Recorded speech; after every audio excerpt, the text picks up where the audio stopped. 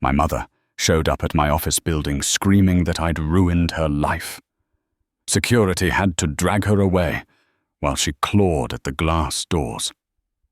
My co-workers stared. My boss asked if everything was okay. But here's the thing. Nobody understood. This woman hadn't spoken to me in 18 years. Not since the day she told me to pack my bags because her new twins needed my bedroom. And now she wanted my money. Before we continue, please drop a comment if you've ever experienced something like this. We'd love to hear your story and subscribe to the channel to help us grow. Let me take you back to where this all started. I was 16 years old, a junior in high school. I came home one Tuesday after basketball practice and found my mother and her husband Curtis sitting at the kitchen table. They had that look on their faces. The kind of look that says your life is about to change and you don't get a vote. "Jamal, sit down," my mother Gloria said. "We need to talk." I dropped my backpack by the door, grabbed a chair. Curtis wouldn't even look at me. "The twins are getting older," she started. "They need their own rooms, and with Curtis's hours getting cut at the plant, we need to tighten up our budget." I didn't understand yet. I just nodded. "So we've made a decision," she continued. "You're going to go live with your grandparents, your father's parents. Willie and Dorothy said they'd take you." The words hit me like a punch to the stomach. "What?" "It's not forever," she said quickly, but her eyes told a different story.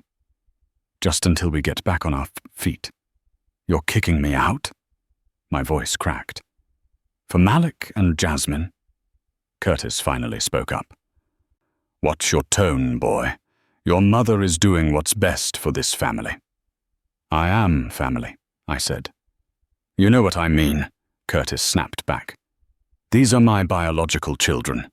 They need to come first." My mother put her hand on Curtis's arm, like she was calming him down, like he was the victim here. "We've already talked to your grandparents," she said. "They're expecting you this weekend. Start packing your things." I sat there in shock. My own mother was choosing between her children, and I'd lost.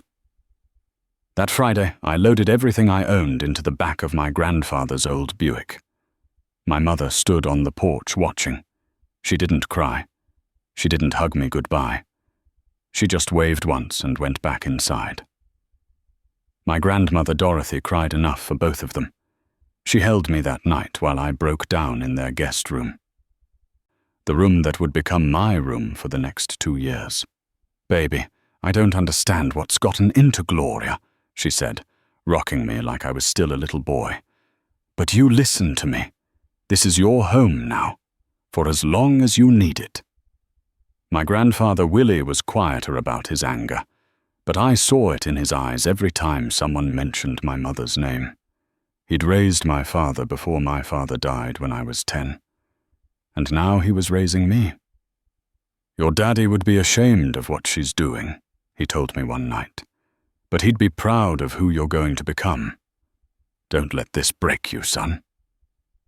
I didn't let it break me, but it changed me.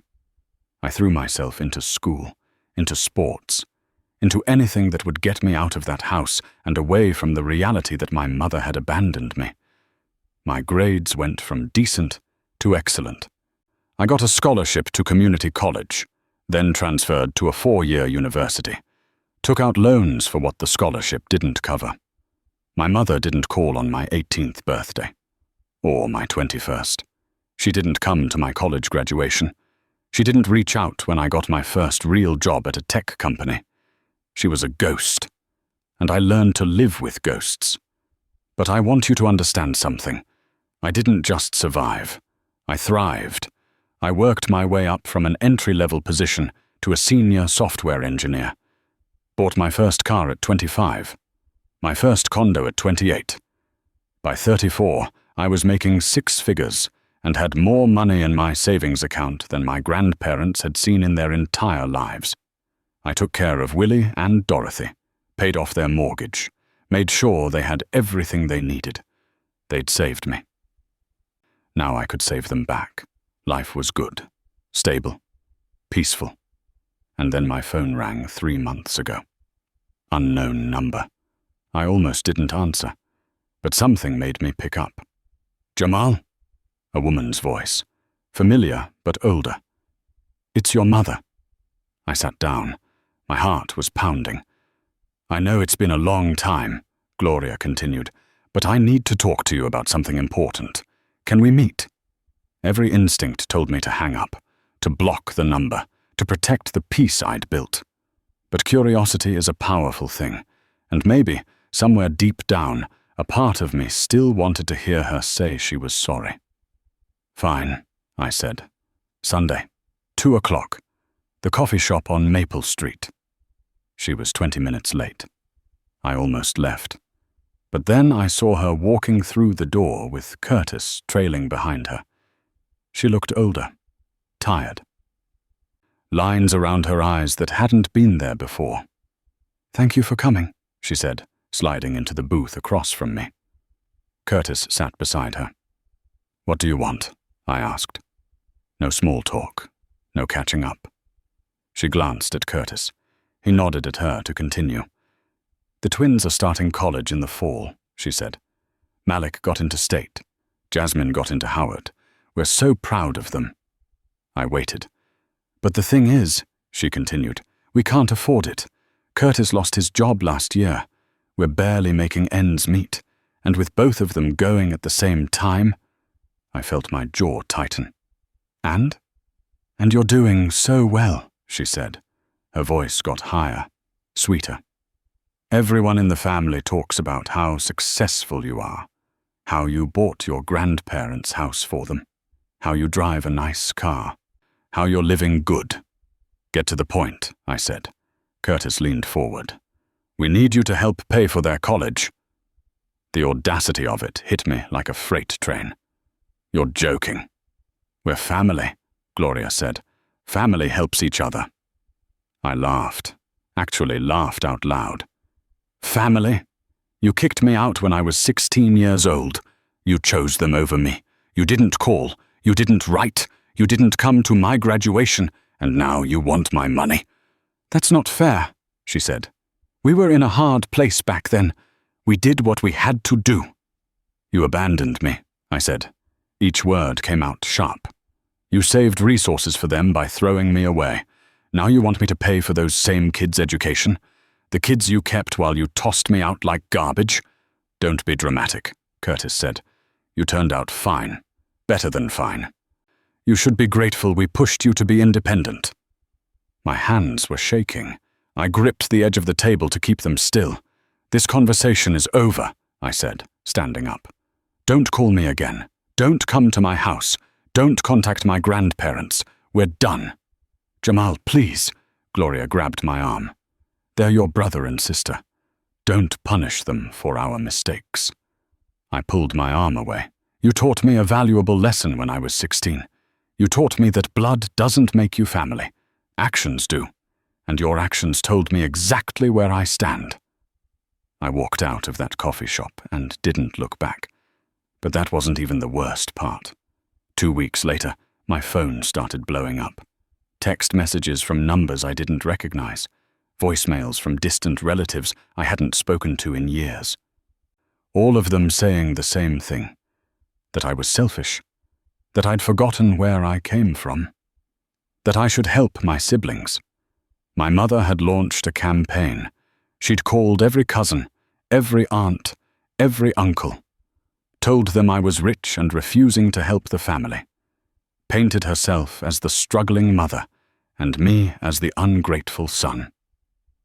Some of those relatives called me directly, tried to guilt me into opening my wallet. Your mother raised you, one aunt said. For 16 years, I replied. Then she quit. I raised myself after that. I blocked numbers, deleted messages, but they kept coming. My mother was relentless. She'd found a new resource to exploit, and she wasn't going to let it go without a fight. Then last Tuesday, she showed up at my job. Security escorted my mother off the property that Tuesday morning. But the damage was already done. My co-workers had seen everything. heard everything. Gloria Reynolds screaming that her son had abandoned his family, that I was letting my siblings' dreams die because I was too greedy to share my wealth. The whole lobby heard her call me selfish, ungrateful, cold-hearted. My boss pulled me aside an hour later. "Is everything okay at home?" "It's handled," I said, but my hands were still shaking. That evening, I called my grandfather, Willie, told him what happened. "That woman has lost her mind," he said. His voice was tight with anger. "Coming to your workplace, trying to embarrass you into giving her money? Jamal, this isn't going to stop on its own." "What am I supposed to do?" I asked. "You need to protect yourself," he said, "legally. Get ahead of this before it gets worse." I didn't think it could get worse. I was wrong. The next morning, I arrived at work to find my car keyed. Someone had scratched deep lines down both sides, carved the word selfish into my hood. I knew who did it, but I couldn't prove it. I filed a police report anyway. The officer took notes and pictures, asked if I had any enemies. I almost laughed. Just one, and she gave birth to me. That weekend, Gloria started posting on social media, long Facebook posts about how she'd raised a son who'd forgotten his roots, how she was struggling to keep her family afloat while her oldest child lived in luxury. She didn't use my name, but she tagged enough mutual relatives that everyone knew exactly who she was talking about. The comments section filled up with people I barely knew, some defending her, some questioning my character. A few cousins who'd never liked me anyway jumped in to call me out by name. "Jamal Reynolds thinks he's too good for his own family now," one comment read. "Money changes people," another said. "Sad to see."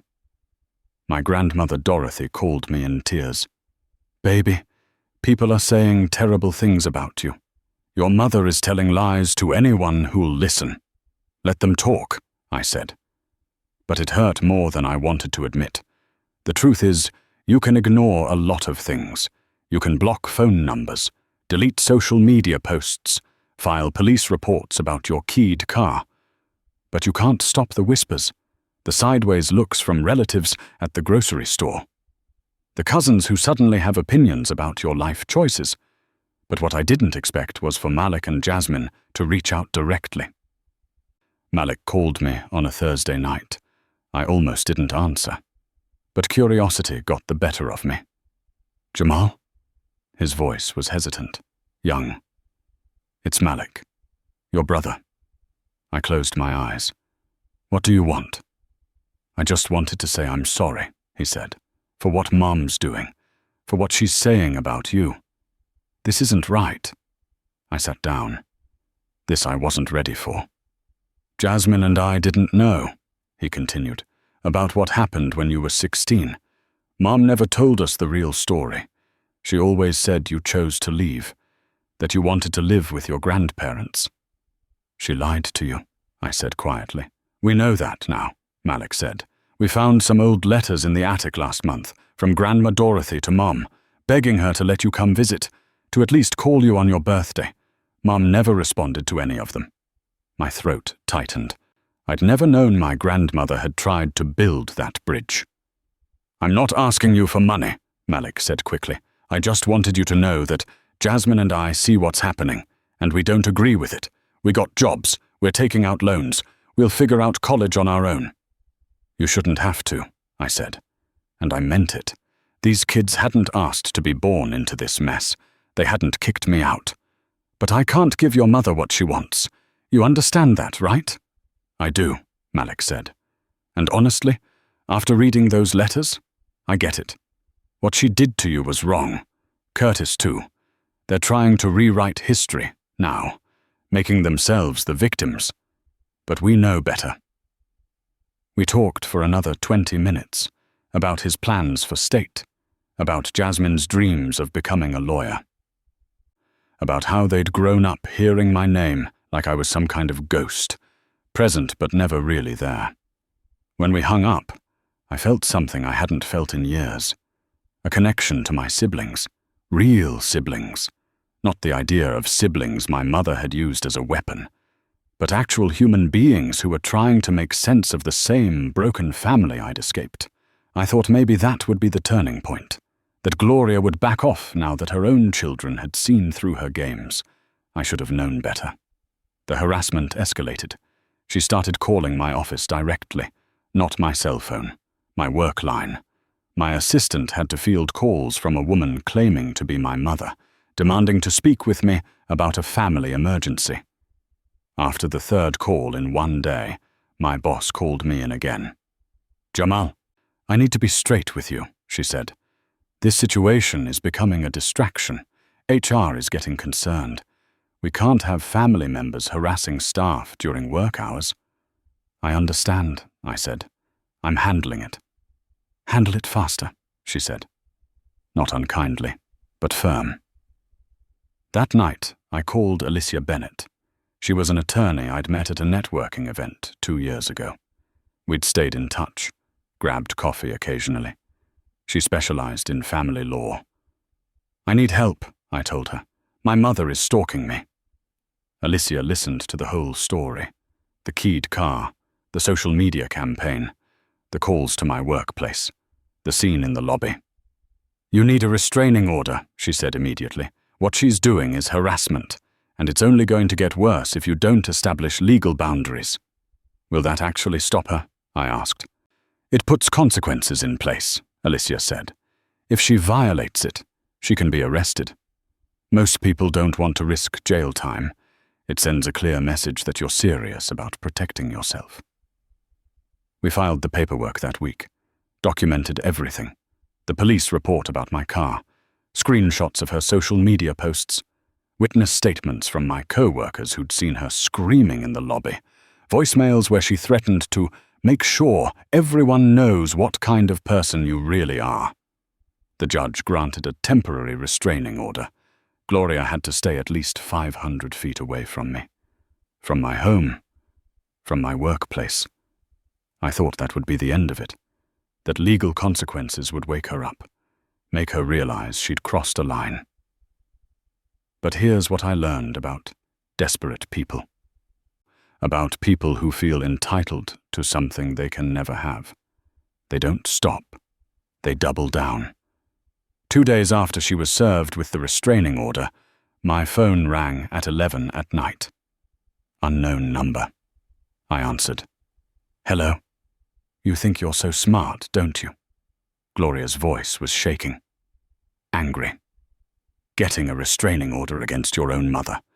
Do you know how that makes me look?" "You're violating the order by calling me," I said. "I don't care about your order," she screamed. "I don't care about your lawyers or your threats. You owe me, Jamal. I gave you life. I raised you. I fed you. I put a roof over your head for 16 years. And then you threw me away," I said. "We're done here."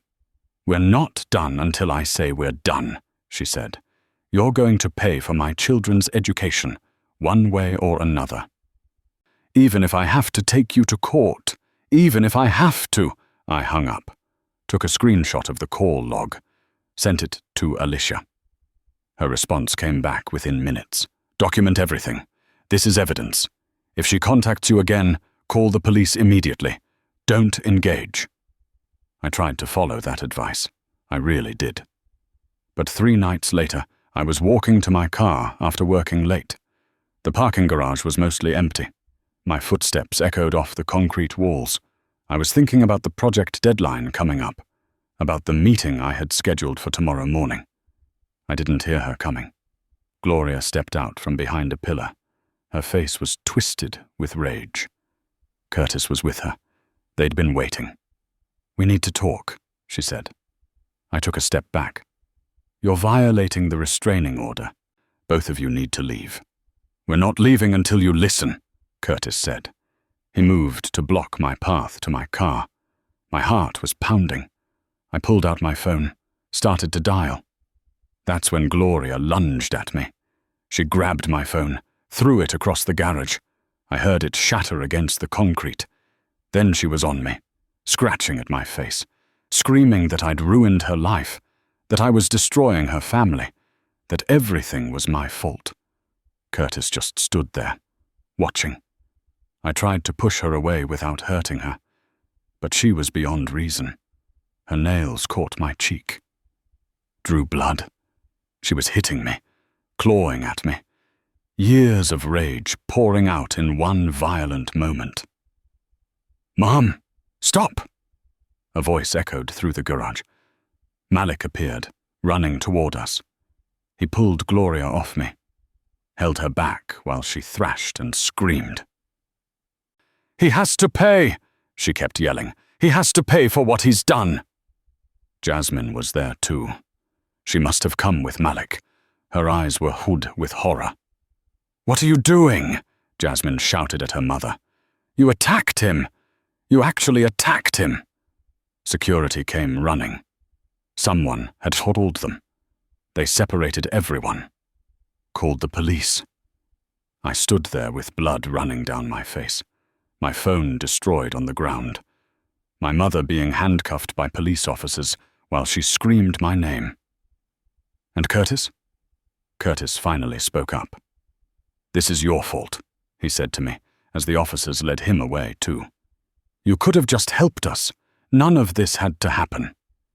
The paramedics checked my injuries. Surface wounds. Nothing serious.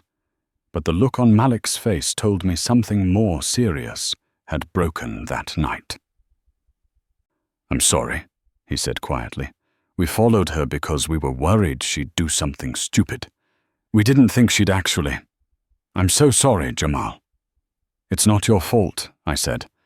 But as I watched the police car drive away with my mother in the back, I realized something. This wasn't over. Not by a long shot. Because the restraining order was just a piece of paper, and Gloria Reynolds had just proven she was willing to destroy everything, including herself, to get what she wanted. What I didn't know then was that her arrest was about to trigger something I never saw coming. Something that would shatter what was left of her world and finally set me free.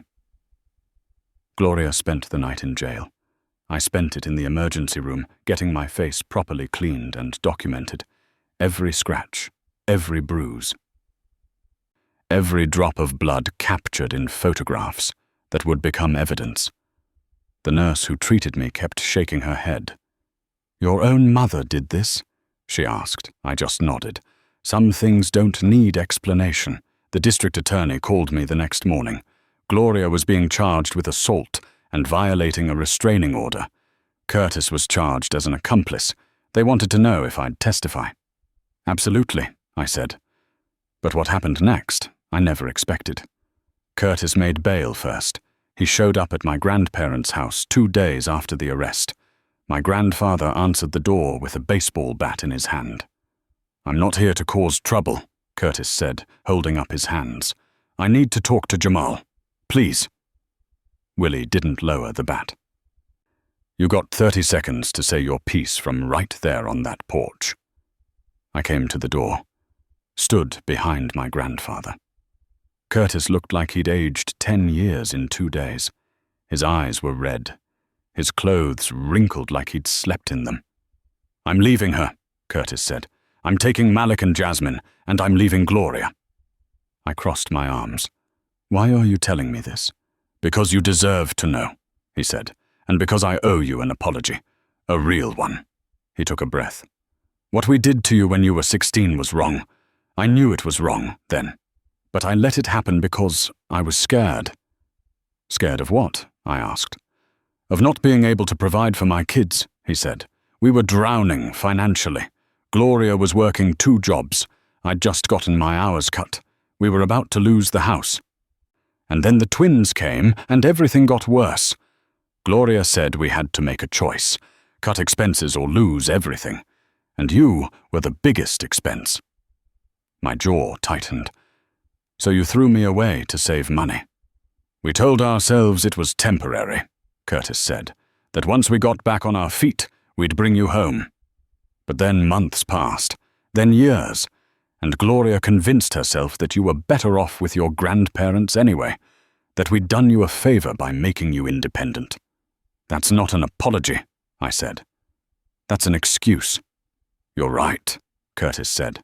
"There is no excuse. What we did was cruel, and watching Gloria attack you in that parking garage made me see what we'd become, what she'd become. She's been obsessed with your money ever since she found out how successful you were. It's all she talks about. How you owe us, how you're obligated, how we sacrificed for you." He looked down at his feet. "But we didn't sacrifice anything for you. We sacrificed you, and I can't be part of that anymore." My grandfather finally lowered the bat. "Where's Gloria now?" "Still locked up," Curtis said. "She can't make bail. And honestly, I'm not going to pay it. Let her sit there and think about what she's done. Malik and Jasmine are staying with my sister. They don't want anything to do with their mother right now, not after what they saw." I didn't know what to say. This man had helped destroy my childhood, had stood by while my mother erased me from her life. And now he wanted what? Forgiveness? Understanding? "I'm not asking you to forgive me," Curtis said, like he'd read my mind. "I'm just asking you to know that I see it now. I see what we did, and I'm sorry. That's all." He turned to leave, then stopped. "One more thing. Gloria's been lying to you about our finances. We're not broke, not even close." I felt my stomach drop. "What?"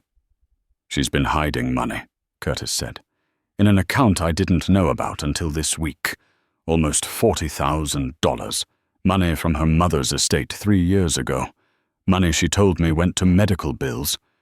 But it didn't. She's been hoarding it. And she wanted your money on top of it." The revelation hit me like cold water. "She had the money for their college this whole time? Most of it." "Yeah," Curtis said. "She just wanted more. Wanted you to pay so she could keep her nest egg. I found the bank statements when I was packing to leave. That's when I knew I was done. She wasn't desperate. She was greedy." Curtis walked away, got in his car, drove off, and I stood there trying to process what he'd just told me. My mother had lied. About everything. She wasn't a struggling parent trying to give her children a future.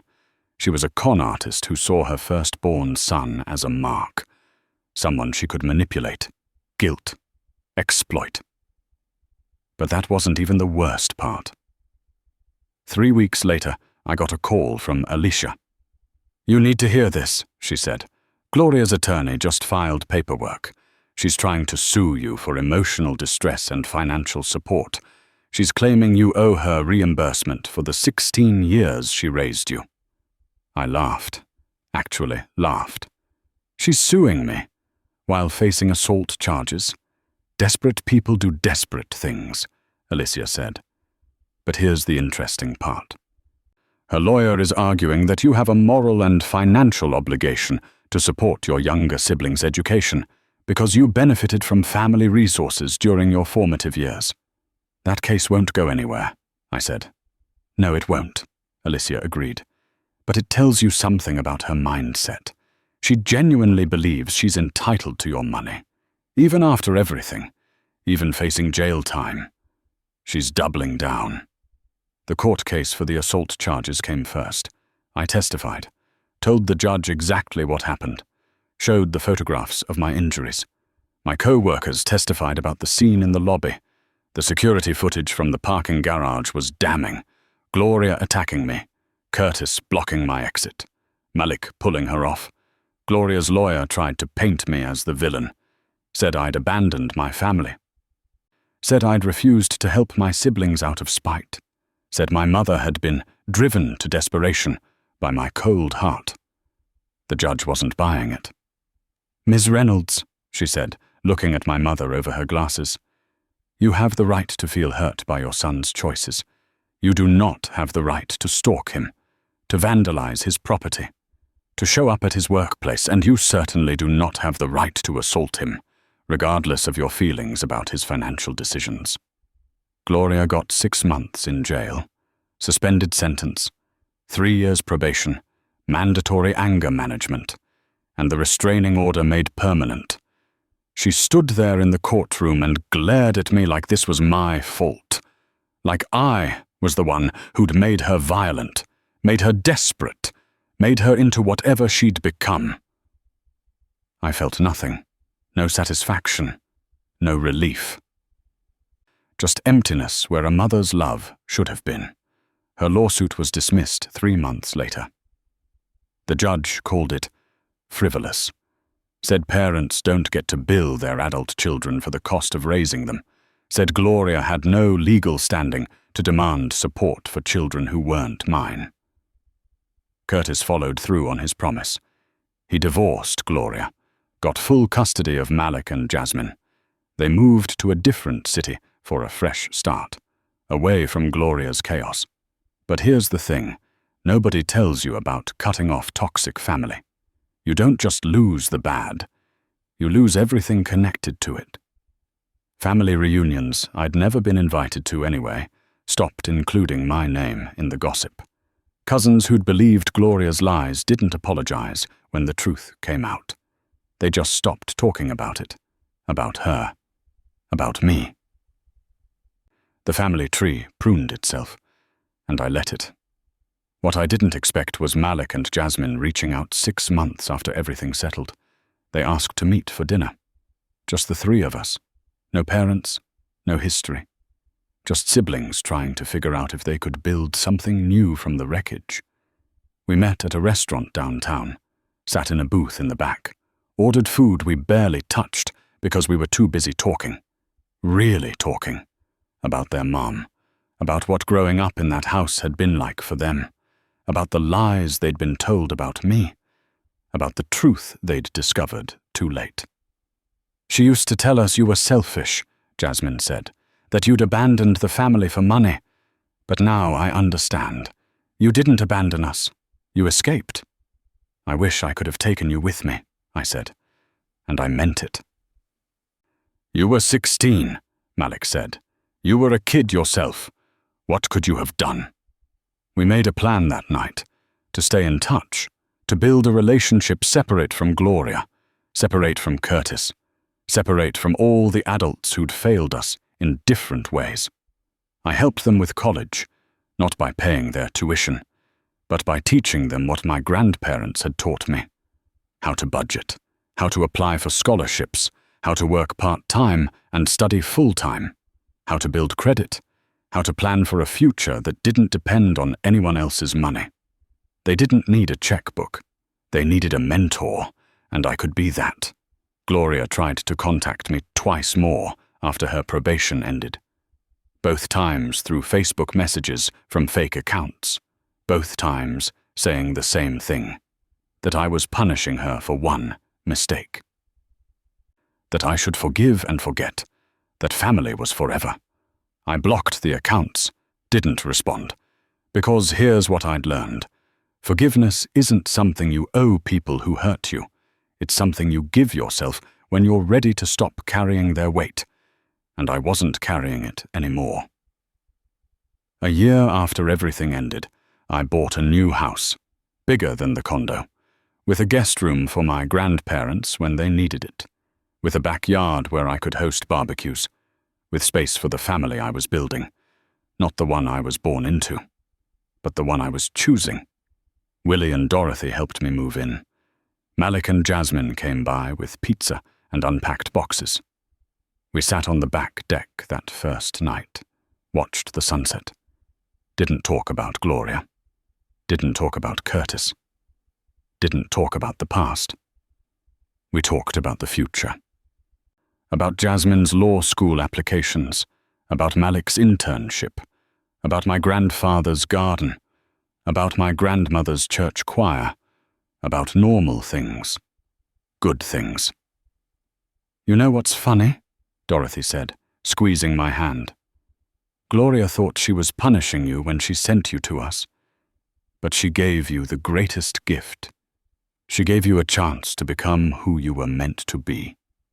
Without her, she was right. My mother had tried to break me. Instead, she'd freed me. Set me on a path where I learned that family isn't who you're born to. It's who shows up, who stays, who chooses you even when it's hard. And the people sitting on my deck that night, They were my family, the real kind, the kind that matters. Gloria called one final time, 2 years later, left a voicemail saying she was dying. Said she wanted to make amends before it was too late, said she hoped I could find it in my heart to forgive her. I called Malik to ask if it was true. "She's not dying," he said, tired frustration in his voice. "She pulled that same stunt with Dad 6 months ago. It's just another manipulation." I deleted the voicemail. Didn't call back. Because I'd already given her enough of my life. She didn't get my death, too. Didn't get to make her peace at my expense. Didn't get to use my forgiveness as absolution for choices she'd never regretted making. Some bridges burn, and you don't rebuild them. You just learn to appreciate the solid ground on the side where you landed. I landed somewhere good, somewhere safe, somewhere I built with my own hands and filled with people who earned their place there, not with blood, but with love, real love. The kind that doesn't come with conditions or expiration dates or math about who owes whom. My mother taught me what family wasn't. My grandparents taught me what it could be, and I spent the rest of my life honoring that lesson, building that truth, living it. That's the end of this story. If it touched your heart, please leave a like and subscribe. Have you experienced something similar? Share your story in the comments below.